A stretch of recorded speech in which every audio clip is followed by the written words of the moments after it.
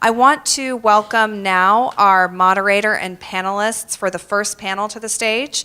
And while they're joining us, I'm going to introduce Anne-Marie Stieritz, the moderator for this panel.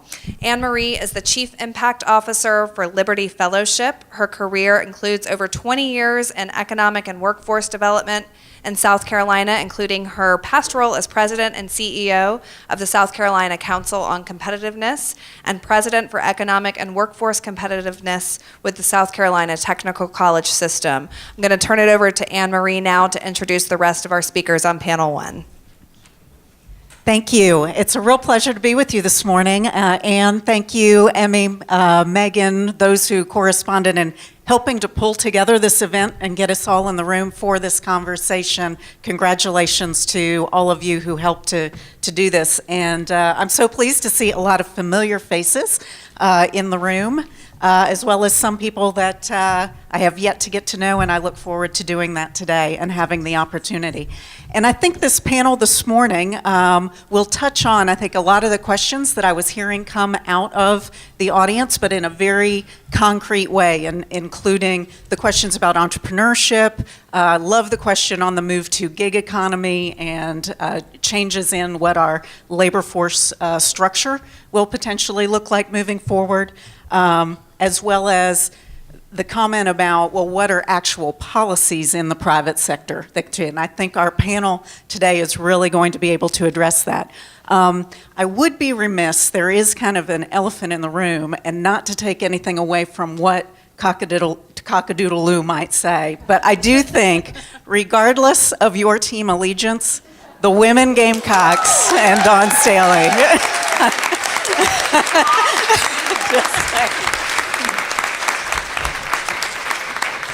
I knew if I didn't say it, Lou probably would, but I think, wow, what a, okay, very good. And I thought, wow, what a fantastic national example of what South Carolina women can do in terms of leadership, persistence, teamwork, fantastic. And what a great segue into our conversation today. They really are role models, I think.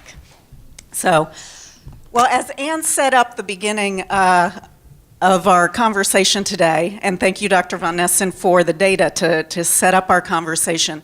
As Joey said, we were talking about, he was helping us understand where are we, where could we be, and the purposes of our panels today really are the how do we get there. So as we said, good examples of policies, programs, corporate practices. What's working? What can we actually take away today and say, hey, let's take a look at this and take some good ideas to start moving forward. I think the other thing in knowing many of the women I'll introduce to you in just a minute on this panel, I think the other thing is let's really be real in this conversation. As many of you pointed out, we may not have had all the data to talk about, but we certainly knew about the challenges and issues. So, let's really talk about what does this look like moving forward, and how do we do it? Not in a negative way, but let's talk about what can we concretely take away. And I think we have a fantastic, diverse perspectives that we're going to be able to gain here. And from your left, right? Yeah, your left, my far right. I'd first introduce to you Dr. Christine Crawford. She is the owner and operator of D&G Management, which is a second-generation woman-owned business management company in North Augusta. And you do have full bios, I'll point out, in your program as well. So please do take a look. I'm doing very brief overviews here. Next to her is, I have to take my glasses off, is actually, let me just go in alphabetical order because I have them here. I have Lou Kennedy here, is the owner of Nephron Pharmaceuticals. And one great thing about Nephron to point out is they've recently moved their corporate headquarters here to South Carolina. So how great to have another woman-owned business headquartered here in South Carolina. Laura Varn most recently served as Vice President of Human Resources Management at Santee Cooper. She's been the past chair of the Charleston Metro Chamber. She is a Liberty Fellow, as is Christine. Thank you very much, and has served as a mentor as well to many women. So thank you, Laura. Appreciate your being here. And Mary Beth Westmoreland is there from Blackbaud. She is the Chief Technology Officer and Senior Vice President of Blackbaud, Inc., has over 15 years of experience in the fields of engineering and software development. So again, a lot of great perspective that I know our panelists are going to be able to offer us today, and thank you for taking time to be here. Very much appreciate. And I think I'll just first let you respond perhaps to Dr. von Nessen's study and say, just very briefly, name one thing that surprised you in those results and one thing that perhaps did not surprise you at all. And Christine, why don't I start with you on the end? Good morning. Good morning. Is that better? Okay. So I think the thing that surprised me the most, honestly, was the gains that the military made. I don't know that I was expecting to see that. So it would also be very interesting to see if those gains have been consistent throughout rank, and if generals and in those really high-ranking positions and what that looks like. So that was one thing that surprised me. One thing that did not surprise me was the wage gap, unfortunately. Thank you. Mary Beth. Yeah, I mean, for me as well, that did not surprise me. The variation on it kind of did, but the fact that it exists all throughout our careers does not surprise me. Someone said it over here. What really surprised me is that computer and engineering and technology was only 2.2%.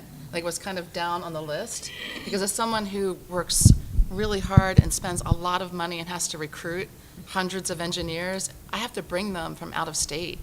There's just no one here to hire, so that was surprising to me. Thanks, Laura.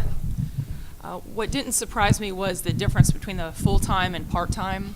You know, as we all know, women are still traditionally the primary caregivers, so between elderly parents and younger children, someone mentioned the child care issues. That was not a surprise, and that hasn't shifted, which to me speaks of the greater need for flexibility with companies to make sure that they're really honoring women throughout each stage of their professional career, which is really a bottom line business impact for those businesses. What did not surprise me also was the gap by age. And I'll tell you, in my former role, I saw it all the time. Younger women would come in and not negotiate salary. And if you don't do that at the beginning, ladies, it carries you through, as we saw from the data. So I'll speak to that a little bit later. So I was also surprised I was surprised and not surprised. We know traditionally we're paid less than men given the same jobs. However, here in South Carolina, I've had the great fortune of having a super amount of talent, a super amount of workforce, and I try to pay it forward, if you will. I want to make sure that everybody feels compensated, well compensated, and all of our ladies, a couple of them are here, are more than willing to negotiate and ask for greater salary, which pleases me. And I try to respond to that. And I am a big supporter of women at our level. And I'm also surprised, like you were with technology, we didn't break it out into true manufacturing. And I don't know if you want to lump me into healthcare, life science, or manufacturing, but we're loaded up with women. I'm proud of them, and they're doing great things at our company.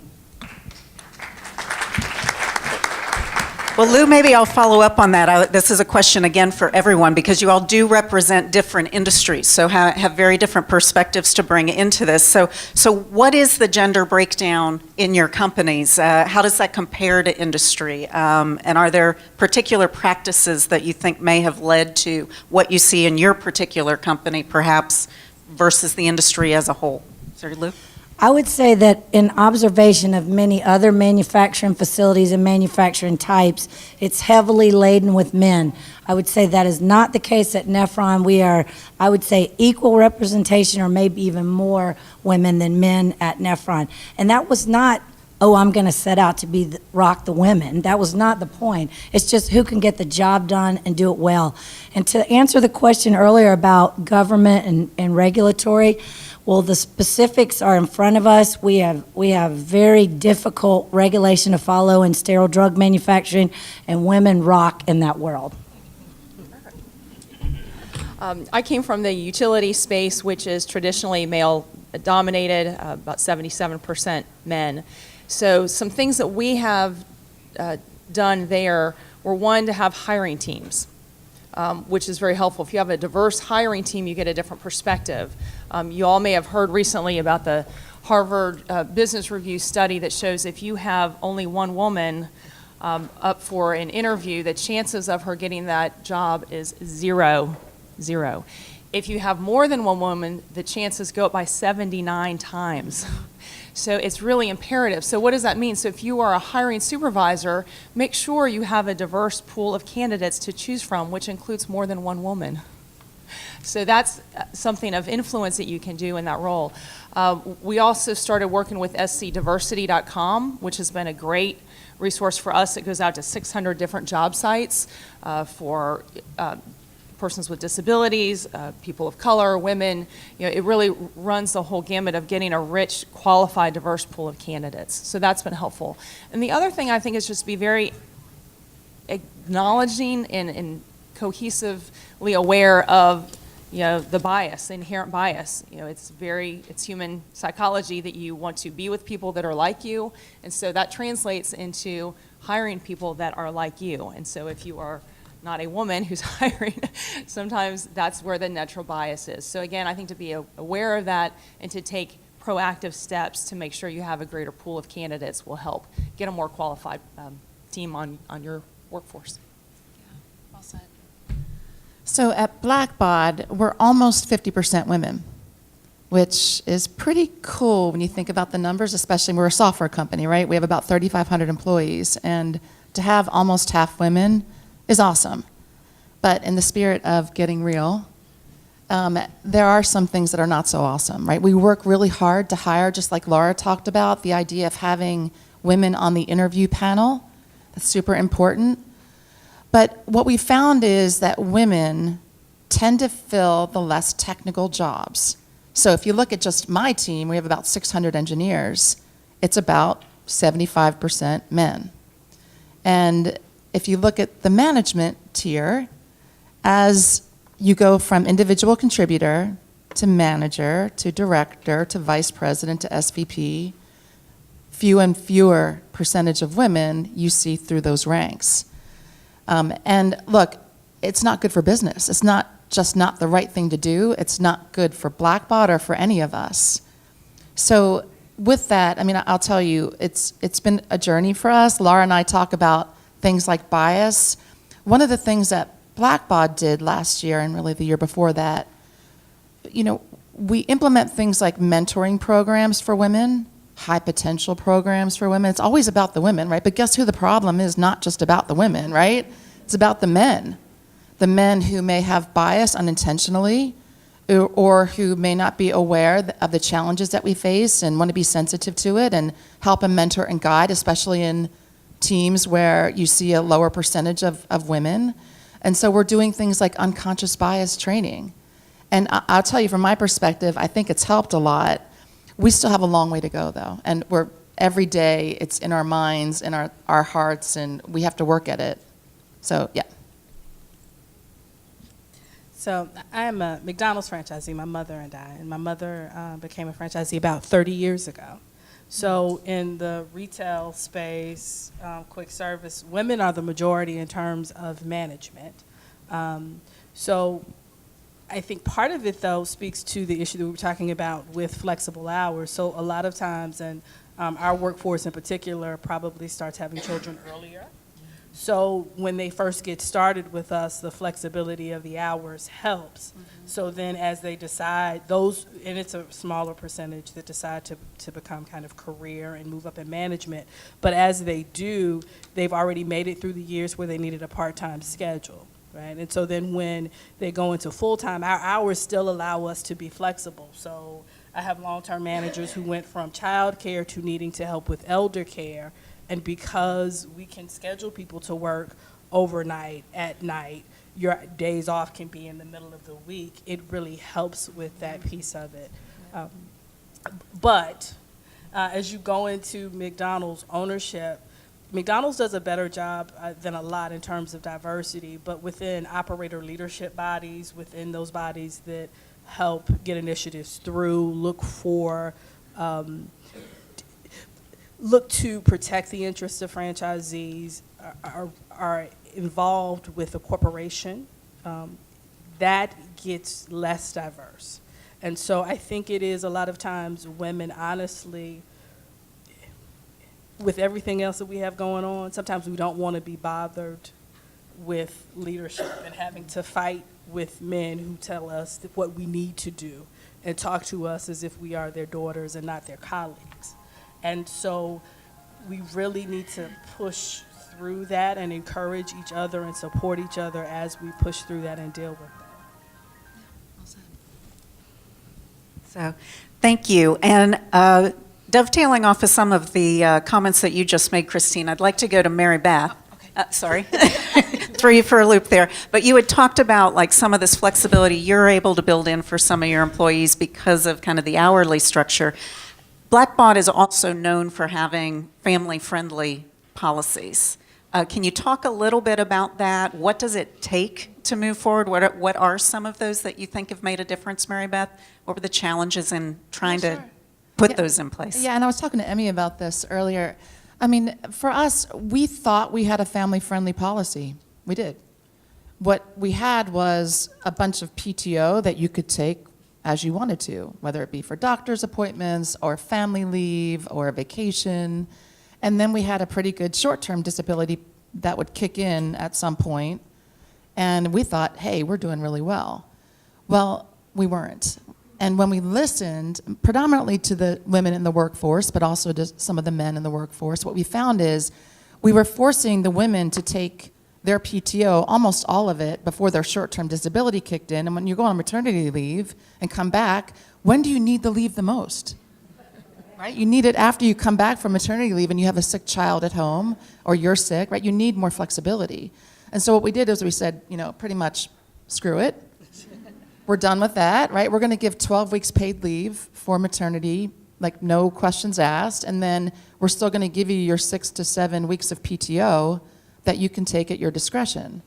And what we found is women, predominantly, used it, and they were grateful for it. Like it's been a long time. Actually, I've been in the workforce for 30 years now, not 15, but although I love that, the 15 years of experience, I was like, yes. But yeah, I'll tell you, like watching that happen over the years and being that person who had a husband who had a career as well, we used to do like the wrestling tag team thing where we slapped hands on the way out the door and he would, he'd throw the baby at me and I would grab him and then he'd be like, I gotta go. We have to value people as individuals and give people flexibility and trust. Like I trust that my folks are gonna use their leave as they need to and do their job as they need to do it. We just are lucky enough to be able to give them some flexibility. That's all. And it wasn't difficult because we were just kind of stupid about it until people told us and we were like, of course we're gonna change. Of course we will. Lou, Nephron is unique in terms of having a lot of women in leadership roles within, whether it be life sciences or manufacturing. I think that's unique. Are there particular intentional things that the company has done to facilitate women in leadership? Well, we absolutely enjoy, I guess, fostering women candidates. So I don't seem to be forced with a lot of men apply and there's one woman. We have a lot of women applying. Maybe that's because we spread the word about go girl go. I just feel like we've been so fortunate, and we do try to promote within, we try to empower women. One of my favorite things in life is to get a hardworking young lady, look at her skill set, and see how can I help mentor this young lady into what she can be and promote and support that. And I got to tell you, I am really terrible about maternity leave because I'm really terrible myself about taking off. So I'm a bad example. Our company's a bad example. Not that I'm not willing to give a lot of time off, and I agree with your policy, but I'm never, ever very far away from work. I'm just an awful example. So I'm afraid that the ladies in our company, 2 of which have had babies recently, here, we're back working like, I don't know, I think Ashley gave birth and she was on the phone at Nephron. I'm not so sure she wasn't doing that. And I was the one saying, please, girls, take your time off, enjoy. And you can't stop them from working, but maybe it's because I'm the same way. I feel guilty, though, now that you said that. We got to change the policy and have more babies or something. Let me ask, Lou, is it more difficult in a manufacturing environment? We have a huge manufacturing base in South Carolina. Is it more I think- difficult, or are there different challenges in a manufacturing environment to be able to do some of this? Yes, I mean, we operate 24/7. Problems and issues occur 24/7, and so we're compelled to stay on top of it. And, good or bad, these smartphones keep us awake, and we're getting alarms through the night, and we have to respond to those things. And yes, we have people on call, but for those of us in leadership roles, we feel very responsible, whether it's 2 in the morning or 2 in the afternoon. So, yeah, I think that probably is a different challenge from someone that can work, a traditional Monday to Friday work week. We're working 24/7, and so I would suggest that we feel on, if you will, during those hours. So, hope that helps. Thanks. Lou, one of the things that you mentioned was mentoring. And Laura, I know you've kind of hinted at that in terms of young women learning to advocate for themselves. And some of your other work also has been around advocating for increased presence of women on corporate boards. Could you kind of talk broadly first about looking at younger women, how can we help not only mentor but perhaps sponsor, the difference between a mentor and a sponsor, but also Absolutely. why you think women on corporate boards make a difference? Sure, thank you. Yes, there is a big difference between mentoring and sponsorship. I always encourage women to have at least 2 mentors. I think one inside the company, that knows the internal politics and can help with all of that, and then one who's outside of the company who really is just focused on your best interest, and that combination is powerful. Beyond that, a sponsor is really a great opportunity for those that are in the workforce who are seasoned. It's so important to look behind you and help lift other women up, and being a sponsor is a great way to do that. So as a sponsor, you are really proactively advocating for people to be promoted, to lead different committees. I mean, you're really championing them, and that's a great way to empower other women. So I'd encourage you, if you're in a role, to do that, and certainly to help bring other women along with you. That's very important. I'll speak a little bit about getting more women on boards. As you know, it is a huge competitive advantage for businesses to have more women on boards. And it's not a woman issue, it is a business issue because it has a great shareholder value. Research shows a greater return on investment the more women you have on boards, and the magic percentage seems to be around 30%. And I'll tell you, through a lot of research that some of the ladies here in this room have done and others, there are 43, I guess now 44, corporately traded companies in the state. 20 of them do not have any women on boards. So of the 44... Can you say that again? Yeah, it's a shocking number. It really is. Of the 44 corporately traded companies in South Carolina today, 20 of them do not have any women on board. And we know that that's a huge opportunity to help the economic impact of the area, to help greater diversity of thought, all of those things. And I won't even get started on state boards. There's about 11 state boards that have 0 women on that as well. But we'll set that aside for a minute. So here's what we found. There's a group of leaders in the state that are working to try to improve those numbers. And what we found in going out to talk to a lot of people on boards is they actually want greater diversity. They get that they want greater diversity. The issue is what we've talked about. I mean, to be real, you know who you know. And if you have a small circle of influence that may look a lot like you may not know all of these great talented women in this room and throughout the state. And conversely, we know that there's a lot of competent, qualified women who want to run and serve on boards. They just don't know how to make that happen. So what we're doing is creating a database, I'd say, and trying to play matchmaker. So we're trying to get who are the women who want to serve on corporate boards, and what is their expertise, and then what are the boards that want to have greater diversity, and we're trying to match those together. So that's really the effort that is underway. It's gaining a lot of momentum. I'd love to talk to any of you if you are interested in serving on a board. Let me know. We're not promising to get anybody on boards. We're just making the match here. And if you are on a board, I'd love to talk to you as well to try to get more women on those boards. Do you think, or have you found, is a lot of it an awareness problem, an experience issue, or what do you think some of the barriers are from the woman's point of view? here's what we found is the biggest barrier from a woman's point of view. Women want to be asked to serve on a board, and they feel they have to get permission to serve on a board. And it was remarkable with a lot of the women that we talked to. Very prominent, successful women have told us that. So here's what I would tell you today. I'm asking you to serve on a board. Okay?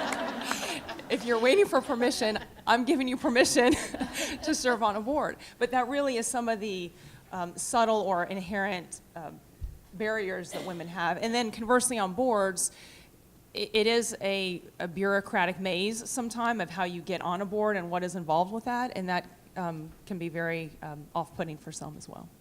Good, thank you. Thank you. Christine, again, given kind of our industry diversity here, within your business, what do you think the women who work for you need to know to be able to advance or to be successful? Are there particular challenges or opportunities within your business, within the restaurant business or within the franchising field itself that women need to know? So I think it is all of us, which is support at home. So I think child care, elder care, I think the confidence and the encouragement to do something greater than you thought you could. Because oftentimes we have to convince women that they're ready or that they can run a restaurant or that they should move up in management. I never have to convince a man. Ever. And so I think that sense of confidence and support are probably the two things that they need the most. And I think this is probably a broad one to all of you. If you had a piece of advice that you could give to women who are trying to advance in their careers. You know, we've asked you all to be here because we see you as role models. You probably haven't figured it all out, but you certainly have figured a lot of it out. And it's a wonderful opportunity for us to have the chance to talk with you. If you had a piece of advice, what would that be? And Mary Beth, maybe start with you. Be yourself, right? Don't come to work every day as yourself. You know, I love people who bring passion and emotion and their individual personalities to work. You know, I mean, I was talking with Megan in Ireland here at this table earlier, saying when I was young and starting my career back in the late '80s, I didn't want to be a woman at work. I wanted to be an engineer, and I dressed like a librarian, and I tried to, hunker down and not show any emotion. And, life lesson from that, right? I mean, I want people to be themselves, be who they are. I mean, everybody in this room is beautiful inside and out, and we should be that at work too. My number one piece of advice would be to speak up. What I found is if you speak up and have your voice heard, not only will you get more opportunities, you'll get more career growth, you will make more money, and you will help influence and empower more women. So what does that really look like when we say speak up? It means you've got to get the exposure. So many times women think if they do a good job and keep their head down, they're going to get noticed. And it's not how it works. I think anyone up here would say that. So asking to help lead committees and putting yourself outside of your comfort zone a little bit to take on other projects, to join boards, whether nonprofit, state, corporate, whatever that is, to ask for mentors, to speak up in a way. We've all been in those meetings where you think something in your head and you don't say it, and then someone else says it, and you think, I should have said that. Take that swallow of courage and speak up, and that's what helps get people noticed and helps advance careers the most. Well, I don't really ever consider this a women versus men thing in any meeting, and I do participate in quite a few boards, and I believe the reason that I'm asked to participate in boards is because I do speak up, and I am extremely passionate. So in my estimation, you gotta just go for it. Like, I have more testosterone than probably most men I know, right? And so I don't think that I need to consider myself at a deficit. I consider the man across the table at a deficit to come after me. And so I think if we had a little bit more of that, just give it to them. I think that, and I don't mean that about just men. Let's not be, wave that flag. It's about everybody. It's a dog-eat-dog world out there. Just go take what you deserve. And I think you speak up. I think you push for what is right. You believe in what you know you're capable of doing, and go for it. I just don't even think you need to stop and think. And I've said this in many different functions. The lady made a lot of money saying lean in. I'm about dive in. I don't think leaning is the way to get things done. So. Sorry. So I would say basically the same thing, just lead. Just lead. So you don't have to be overqualified. You don't have to cross every T, dot every I. So as women, a lot of times we feel like we have to have checked everything off a list before we accept the next position. Whereas men say, okay, let me get it, and then I'll figure it out. Yeah. And so we can figure it out also, but you have to know that and just lead. Thanks. At a very kind of detail level, one thing I would tell some of the young women that have worked for me is, if I send you to a meeting and you're the only woman in the room, to a committee meeting, don't take the minutes. That's happened, right? You're the only woman sitting at the table, and that's assumed that you're the one who's going to take the minutes. So I've said, don't do that. Let me switch it a little bit. We talked about advice that you all would give to women who are looking to advance. What about to employers? You all are successful in your business realm. You understand making money. That's the goal of a business. And these things are not in opposition to each other. So what advices would you give to employers? Lou? Okay. I think get women in, because what my husband, I thought and by the way, I didn't start blooming at 20, what someone said over here, 20 to 35. I really didn't start getting after it till about 36, between single mom issues and childcare and this and that. I was taking whatever job I could to pay the rent during those years. So I had to get a little bit of, I guess, runway. And so I had to make up for lost time. I mean, heck, I didn't even have a 401k opportunity until I was 37 years old. So, I mean, you just got to go for it, especially as old as I am at this point, right? So I would say that to other employers, my husband, as I said, I thought was sexist. He just maybe liked to see a pretty skirt. No, he said, Lou, all my life, and he's way ahead of his time given his age, I realized long ago that if you want to get things done, hire a woman.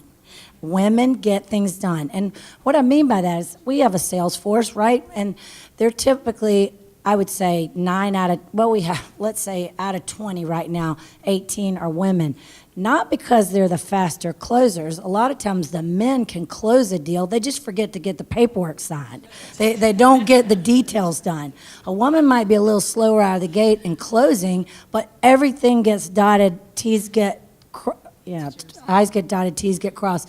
And further from that, the women don't lose the account. They know the name of everybody in the person's family. They know all about them. They build a relationship. And so I would suggest to all employers, if you're thinking about, oh, I got to have a male engineer, God almighty, I love women engineers. I'm all about it. Like, I think that, when it comes to documentation, a lot of engineers that we have on staff, they can't write. They never thought about writing. And in the FDA world, we have to document everything. So I look for engineers that can write, which typically equates to a woman. And I'm all about that. And I would suggest employers have to reach out, even if it goes against their comfort zone. They've got to talk to women and allow them to speak. Like, I don't ask traditional questions in interviews. I want to know the person, because then I can determine what they can accomplish. Women have a lot of inherent characteristics. I think the relationship building is certainly one of them, to your point of that. And South Carolina is a relationship state.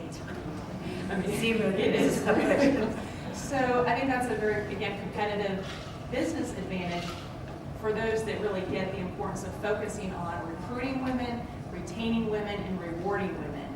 And the companies that dedicate specific amounts of time and energy and talent to that are going to be more successful, because they're honoring women for all of the inherent great talent that they bring to the workforce. Yeah, to Laura's point, I would say that don't stop at just recruiting, right? It's about retention and development. I mean, especially if I look at my engineers, I mean, the very small minority being women, they work in teams of men, and it can be isolating. You know, you can feel different, and you know, the guys are going out to lunch, or the guys are getting together, and just by default, it can feel isolating. And so we have to work hard as women and as employers to make sure that we're really helping, promoting, and developing women as individuals and as part of the team. So I think that it's the development piece, and so once we have women in positions, once we have colleagues that are women, then what do we need to do to help each other? And so what can I do to help you is the question we oftentimes forget to ask, and would really appreciate if someone asks us. So just remembering to support others, and then I think sometimes when you're given the space and given the right audience, in the appropriate way, challenging and asking, okay, would you have said that to me were I a man? Would you have said that I was smart, as if it were a compliment and a surprise? were I not? And so, but you have to, and you can do it in different ways, or would you tell me that I need to do something, which you would not say to a man? And so how do you respond to that? So challenging when you can in the appropriate way, but also supporting one another. I Thanks. might be discriminating because I think it's so unusual when the man comes through with something genius. Like I'm saying, dang, that was good. You know, I expect that from the females. Well, I do as well, but men oftentimes. No offense, Jody. No, I think but- you're a genius. But men will come up to you after a talk and say, that was so smart. Wow, and you, wow, that was really good. And that is not the same. For men it is, oh, I need to get you on this team. Can I ask you to join this committee? Have you thought about doing this? It is not, you're smart, period. Yeah, yeah, I agree. Can I ask, you talked a little bit about kind of structures to help or sponsor or grow or cultivate young talent. Have you seen examples in other companies or in yours where an employer has implemented a program that really has been able to do this effectively? Or are there pieces of that you think are very important at a concrete level of what kind of characteristics would a policy or a program internal to a company need to have to succeed? Yeah, I think it's changed over the years, at least for me. The thing that we do at Blackbaud is create community. We want to bring together people with common interests, with common challenges that can help each other. So there's that. We have an executive and a technical women's forum at Blackbaud. And then we also have mentorship and sponsorship, as well as a HIPO program to help expose some of the women who would not be as likely to knock on someone's door to upper level management, to giving them opportunities to present their work, and outside the company as well. So the kind of the HIPO program as well. Yeah, we've got some HIPO programs as well that seem to be pretty effective. Can you tell people what are HIPO Oh, programs? I'm sorry, high potential. So specific programs that identify rising talent or high potential leaders in the organization, and then try to embed them in and frankly put some hooks into them, whether it is different developmental opportunities, perhaps some opportunities for them to serve on boards that represent the company, which is great development for them and also does help your company as well. And we've started having some groups of women just get together at work to really start supporting each other, one another. I think it's sometimes more natural for men to network, as you talked about getting together for drinks after work or hunting and fishing type of things. Sometimes women can become more isolated, and we really have much more in common. So coming together to support each other is very helpful. And also, even just in meetings, sometimes when women are cut off or interrupted, having other women say, well, hold on, she was talking, she had a good point here, let's let her finish. That's very empowering and supportive, and it's a good visible way to support younger women in the workforce. Have any of you faced, I'm sorry, Lou, if you had. No, go ahead. Have faced anything? Sometimes training or development programs from a business perspective can sometimes be seen as costs as opposed to investments. And sometimes maybe there has to be a case made internally to lead to an implementation of a formalized program. Have any of you faced that, or Lou, you were going to say something? Well, what I was going to say on both regards is I'm all about furthering education. So anything that anyone brings to my attention that's relevant to what they do or to promoting their abilities in their own role or future potential, I want to support. So I don't ever look at it as a cost. I look at it as an investment for the good of the person and the good of the company. So a couple of times I've been hosed on paying for education and they bust a move to some other company, but most of the time it stays inside and we develop the talent and move on up. And I would say overall, we don't have any programs. Maybe that's a fault of my own, but what we have is a very strong culture of bringing up our own. And I try to show that every day to the youngest all the way up. And I hope that then, and I don't hope, I see that managers and departments try to bring their own along, following in the footsteps. So the culture in our company is, teach and pull and bring along, and I never let a woman get caught off in a meeting. I would just jump across the table, and anybody that's been in some of our animated, passionate meetings at Nephron could attest to that. Right? So one thing I struggle with is making sure that I invest in myself. So investing in myself with time as well as financially. So sometimes there are different programs, leadership programs, memberships that I really don't want to write a check for, because at the end of the day, it is my small business. But I have to, and sometimes that requires that I spend even more time where I'm the only woman in the room. But I still need it for my development and the development of my business. And time-wise, some things, I said I'm going to give people all this other time, so I'm on boards. And so I need to give myself the same time, and if that means for me a spiritual mentorship program that takes a couple hours every month. But just making sure that I invest in myself as much as I try to invest in others. Or watching the Lady Gamecocks play. That's an investment.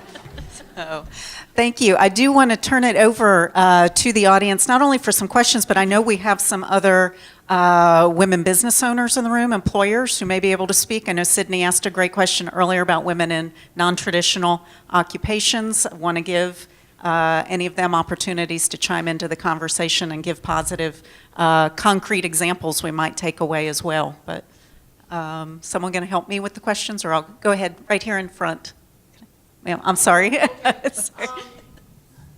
And I love it. Thank you very much. It's powerful.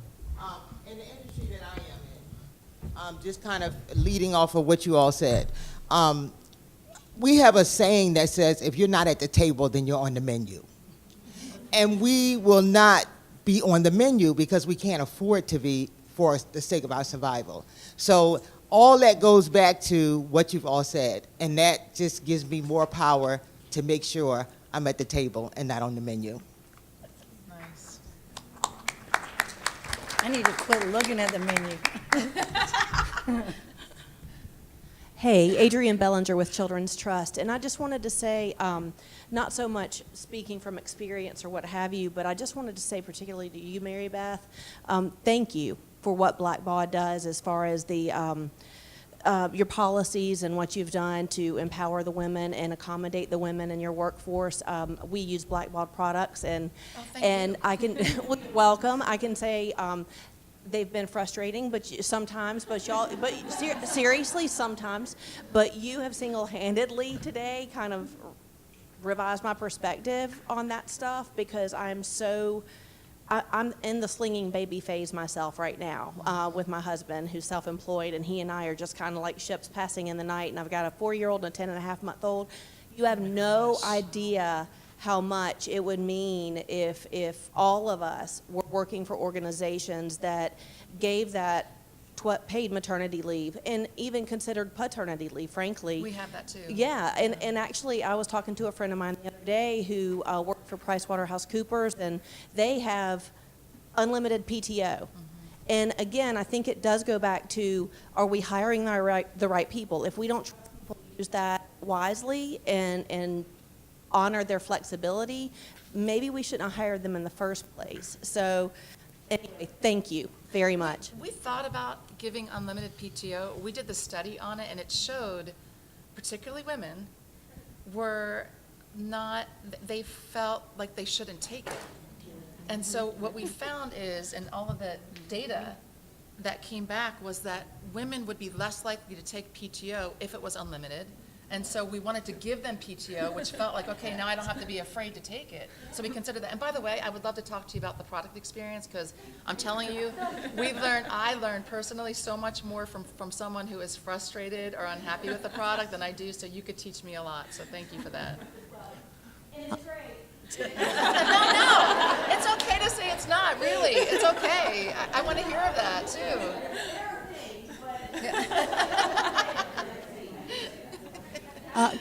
Can I ask about those industries in which there are low-cost employment, and how do we envision or imagine that we can create these benefits for women, for instance, whether or not it's in industries such as the restaurant, the hospitality, and in the agricultural sector. So how do we manage that economic challenge in those industries? So I think that is certainly a very complicated issue. I think that a good portion, unfortunately, or the reality of the folks that come to me are, maybe 16, 17 when they start, may or may not finish high school. We certainly try to help them finish high school and offer diplomas and scholarships if you work with us for more than 3 months for college.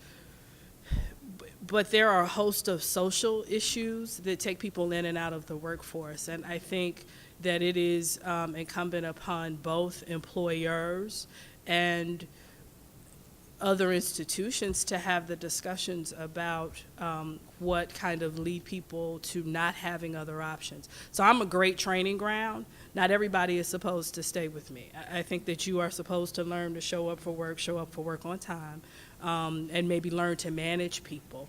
But how we move that forward, I think is a difficult question that takes all hands on deck. And so I'm not shirking my responsibility, but I think that it is a much larger issue than that. I also think that, and this is sacrosanct, I think, for most small business owners to say, but when you increase minimum wage, it helps me to do the right thing, right? So what happens is I can pay a higher minimum wage, but you don't know the difference between my restaurant and the one next door to me. So I can't charge more, right? So I can't charge anymore, and so I'm somewhat limited. So I can do as much as I can, but I could need some help. So sometimes we all need help doing the right thing, or to make it easier for us to do the right thing. So. Wow, I love that. That's a great perspective. I thought that was a really great comment. I kind of wanted to make a comment myself too, and actually kind of go back to something that Lou said, because I think I made the comment earlier about that kind of ramping up period in an individual's career, and that's just something that I speak about a lot because I am very early in my career. So my experiences and then those of my peers as well. But I think that a lot of it can come from the mindset that early in your career you're looking for more stability. You're going to stay with a job that offers you benefits. We talked about a little bit about how contract roles are kind of popping up. I think my experience is that less often women are willing to apply for those kind of positions. They're going to stay in a career longer instead of trying to make more lateral jumps for their career to get those gains. I think that's really what you see, is that people don't use that ramping up time in a way that's risky. And for women, that's really hard because you suffer more, but they are looking for people more to kind of give them opportunities versus, it's the idea of you're not confident because you're young and you don't know how much experience you actually do have and what your perspective brings to an organization. And then also that drive for having steadiness and feeling like you have a safety net around you. So, and that might be with the lower industry, like the lower economic industries, wanting to stay at a position because you have that relative comfort level. I just say it's always this delicate balance between stability and opportunity, right, and what to do. I'll tell you, in my experience, the biggest gains that I've made have been by switching companies, because that's where you get your, I would have had to stay there probably an extra 10 years to get the gain that I made when I switched to another company, and that's where you get more vacation time and all those other things. However, there's risk associated with that, and so it really is a risk tolerance issue as to what to do, what's best for you.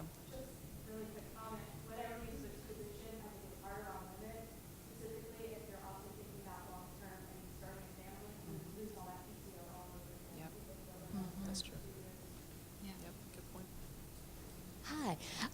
I'm interested in your point of view of how you've seen women impact both the desire to work for companies that have a high level of purpose, that operate the business from that point of view, and help people become leaders in organizations that have a high sense of purpose.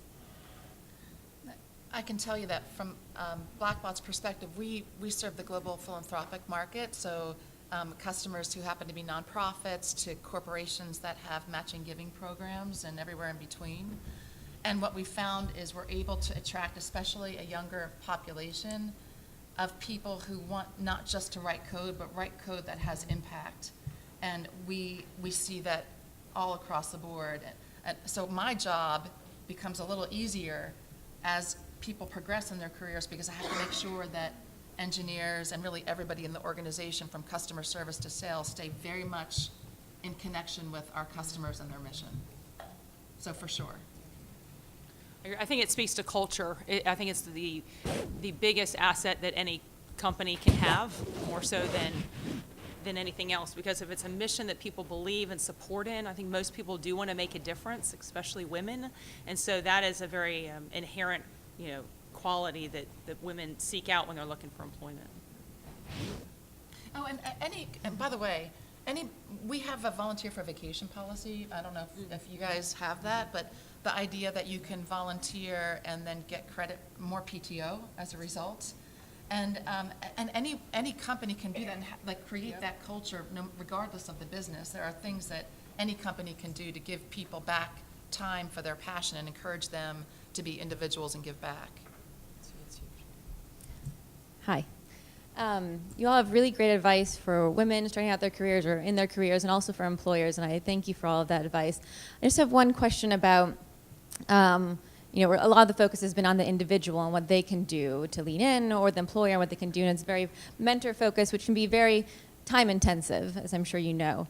And I'm wondering if you've thought, either in your own companies or looking at other companies, about changing the practices of the simple employment policies and hiring or elsewhere to sort of de-bias structures. And one example I'm thinking of, and several of you mentioned negotiation and how women need to negotiate more, but I'm sure, as we all know, women also kind of get the short end of the stick a lot of times when they negotiate, because they're perceived as greedy and not team players and less desirable candidates. So it's sort of you're damned if you do, damned if you don't.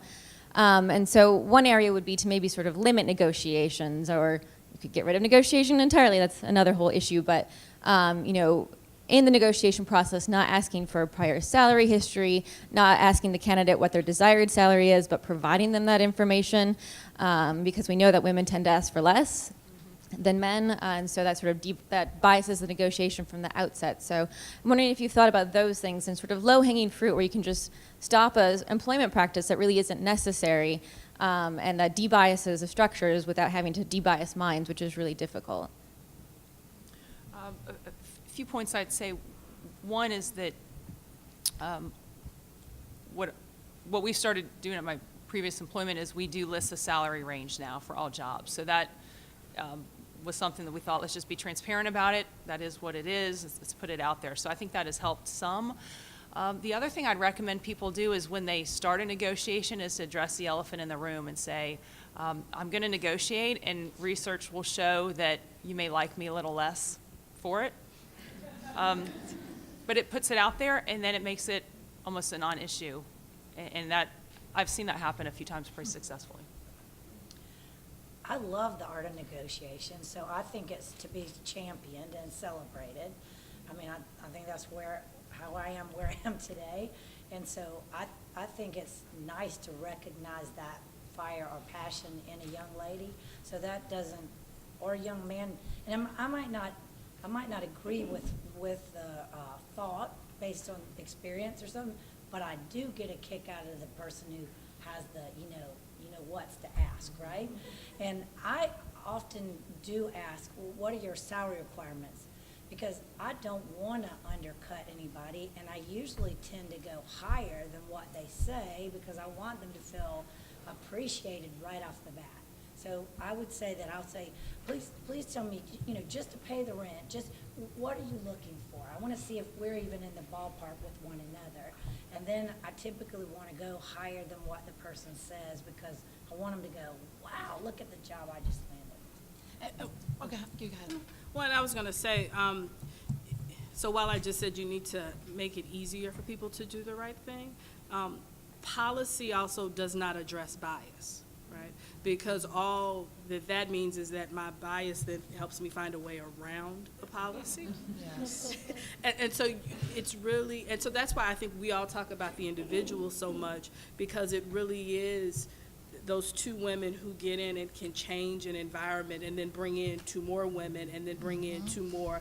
And the need for women in the boardroom is something that cannot be overstated enough, because when people answer to a board of directors, be it a profit or nonprofit, you can ask, okay, what are you doing around diversity? Why aren't you doing more?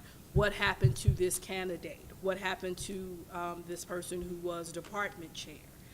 And that's why, so it's not to skirt around policy, but it really is getting a core group of individuals who are willing to work on a problem that make real change in institutions.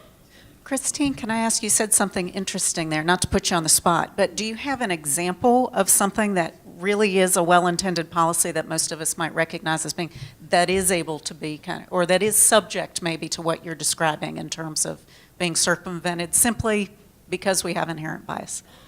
Well, and actually a girlfriend of mine who just was elected to a state legislature in Oregon was talking about the same thing, and so talking about negotiation. And so I asked her, so it's just taking things to the next step. So I don't have a concrete example, but as a business person, how would that be executed, right?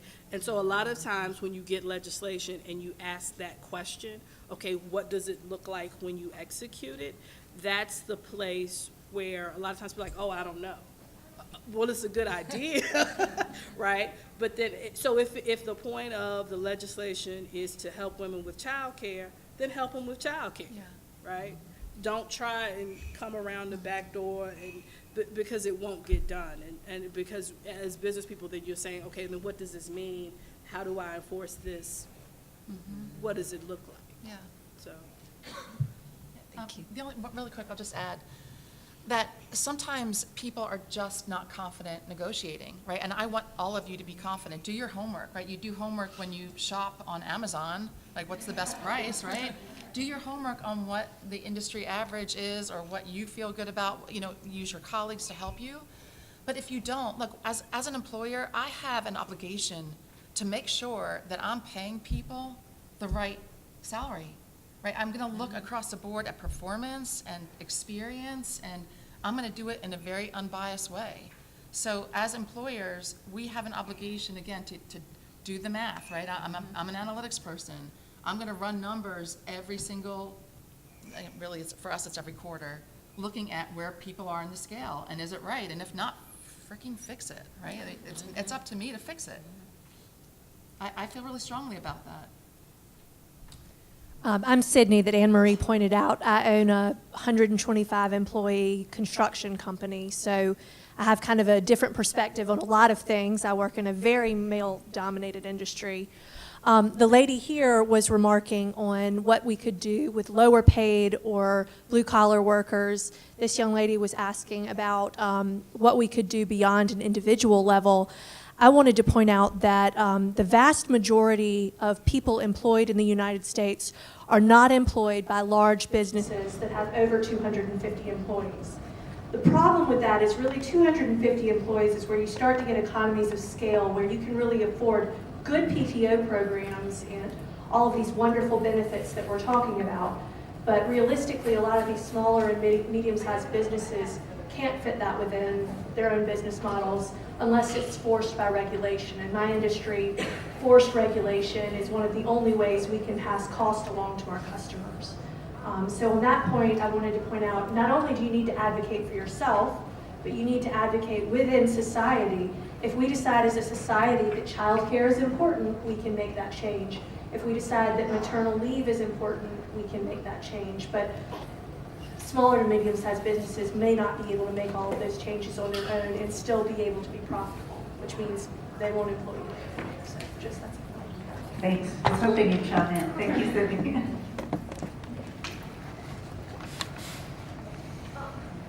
Hi, I'm Monica and I'm from Commerce College. I'm focused in theater. Graduated from the theater bachelor's degree. And I was wondering, I understand that your areas are really not within the arts realm, but do you provide opportunities for people who want to get other experience for their jobs? I understand that some of the fields like engineers, human resources, but do you try to provide opportunities to keep that in the school? Well, first of all, we do support the arts. I mean, you know, I joined Nickelodeon as a corporate sponsor so that our folks can get better rates on tickets. I'm all about the ballet here in town. I'm also on the board and love the idea of the Palmetto Trail. I don't know if you know about that, but we likely will be the first state to have all the way across the entire state a trail you can bike or walk, and it's from the low country and up country, and we're just missing parts in the Midlands. But I think theater majors are awesome. I think that, you know, every bit of every day, particularly in a lot of occasions, there's drama. Let's be honest, you know, drama happens. So let's be able to change characters and do what you got to do to end up with a good result. So I think, you know, educators are great. To the lady in construction, you know, I applaud you. That's my next career. I want to be a GC. I mean, there are not enough women in construction. One of the things that you can make 6 figures is orbital welding. Women would be great at orbital welding. We don't have enough of that. I could pay for it. I want it. We can't even get men to go into it because it's welding, it's hot, it's grimy, it's whatever. No, I mean, you're creating art. It's not just science. It's art and science combined. And I would encourage all of us to talk to younger women, our daughters and so forth, to look at non-traditional roles, because it's a lot of STEM for women is a dying art. We know that. We talk about it. You know, one of the things I did at Nephron, and it was my idea, my mother was a school teacher, first grade for 40 years, and I wanted to make our entire company have a visual corridor so that all children could come through there on a field trip and say, I want to be a chemist, or I want to be a microbiologist. I mean, I knew what a chemist was, but I could tell you at 7 or 8 years of age, I didn't know what a microbiologist did, other than trying to find the word. And so we need lots of these other, let's say, non-traditional roles that maybe haven't been filled by women. And we've got like our water for injection room, all the engineering, the machine shop. My God, we need machinists like nobody's business. And so I like to sometimes, I don't say entry-level skills, I say middle skills, because we need more HVAC folks. We need all these things. You know, like they were saying to the Gamecocks, why not us? Well, why not women? Why not take on non-traditional roles? I mean, I go on these boards and I'm like, I might be the 1 or 2, you know, women in the room. And I had somebody that said to me, you don't know what it's like. This was, and I'm going, you don't know what it's like. You know, I answered for the diversity in the room, and I said, good God, you know, I drove a truck in high school. I'm a redneck, I'm a southerner, I'm blonde, no offense to the blondes. I mean, I'm always considered to be the dumbest person in the room. And so I feel like I got to use that to my advantage, just come out swinging, right? And so I just want to say that we've got to encourage the young ladies around us. And I don't mean young as in 20-something, all the women. Take on what you never believed you could do. Because my mother always told me, you can do anything you want to do if you try hard enough. I believe that. And I try to spread that word. I mean, there's no way you could ask anybody that I attended high school with, and they'd think I was the CEO of a pharmaceutical company. You know, a cheerleader, yes, not a CEO. So anyway, we've got to spread the word. So, can I suggest though, did you just ask, so as you're in this room, just ask, and so while you're a college student, maybe volunteer. Yeah. Take internships. And create internships, right? People will let you follow them for free. Especially when you're a college student, not so much when you're an adult. Use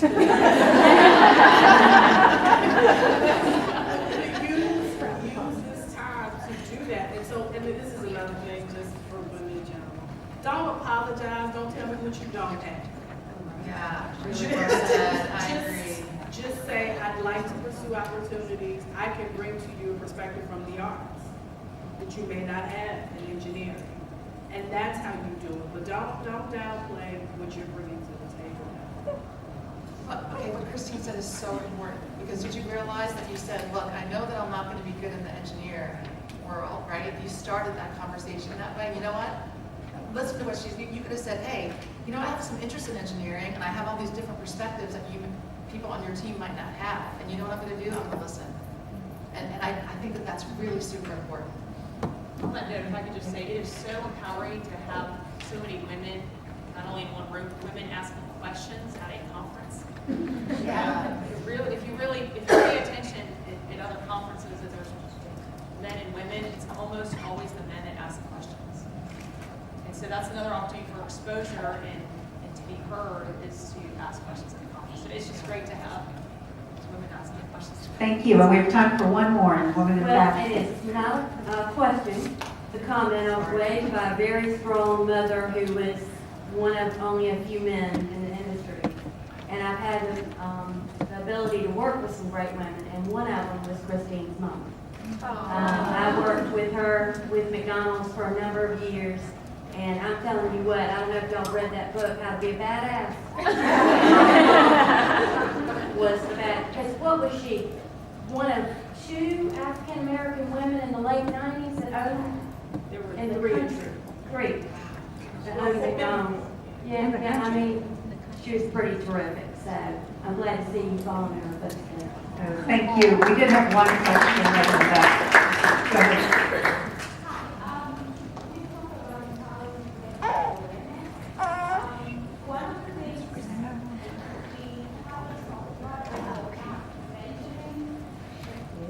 Is encouraging women in the inner cities, women who are from the impoverished part of the town, from the rural areas. What can you as leaders and CEOs and company owners do to encourage these women in order for them to get to uplift themselves and make a life of their own? Well, first of all, I support all kinds of inner city programs for the Midlands area. And I want to tell you that I think it begins with, you know, there's a program in the lower part of the state, Cradle to Career. I mean, we've got to feed children, but we have to start at the very beginning. It isn't just about the 5th graders need to know that science is cool for girls. I mean, we've got to do it earlier on. And I think that we have to make sure that we have nourished our children, we find a way to feed them, and I think we have a ton of opportunity to start earlier, not just in pre-K. I think we got to start from the very beginning and educating caregivers, parents, finding ways to feed the children, and also encourage them into school, because it's not always coming from the parents in inner city, so it has to be support from all around. This didn't answer your question, but I want to tell you that I think the way for everybody to succeed in life is to provide a value-added service. I work so hard. If you come to me with solutions and help me, I'm gonna reward you.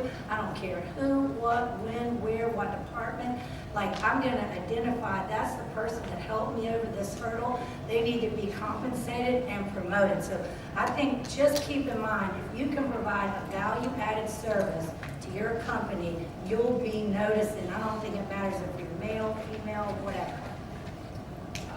I'll just say, for large corporations, and there's a lot of secondary vendors, and that's where I think it gets to tiers do too. So I think having a good working relationship with that, a lot of corporations have a certain percentage of working with female or minority-owned businesses, and I think helps empower that sector. So that is all pretty helpful. I will tell you, I think there's a growing trend towards more social responsibility with corporations too. That's really important, and that goes back to making a difference and having an impact. The millennials expect it. They do. They want to work for a place where they are making a positive impact. So I think that all goes hand in part. And I do feel corporations have a greater responsibility to where they live, work, and play to make the areas better. Now, there's a long way to go to get there for sure. Agreed. And I do have to say that the fifth grader science thing, though, is super important. It is. I'm not discounting it, but we got to start What we earlier. do at Blackbaud, we have a program called Camp Blackbaud. Rochelle, you've been a part of that too, is where we bring, we go into North Charleston. For us is the equivalent of the inner city, although I grew up right outside of Philadelphia, so I make pale in comparison. But we bring in typically minority students who have high potential, but are at an economic disadvantage, and we spend 2 or 3 days with them as engineers, and we show them how to write a program. And so we feel like getting people, I mean, for me, it is a selfish endeavor as well, as that I do feel like women, for some reason, don't love CS or computers or engineering. There's definitely a diversity in ratio, as you all know. And so getting more interest at a younger age, I think is the recipe for success, is piquing that interest very, very early.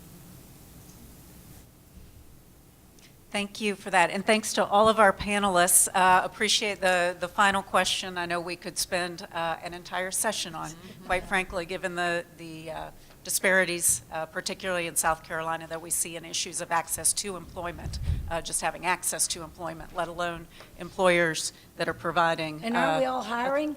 Yes. Hey, so we're all hiring. So, very good, and thank you. And Christine, I know your mother as well, and everything that was said was very true. So thank you, and thank everyone for being here, for participating so strongly.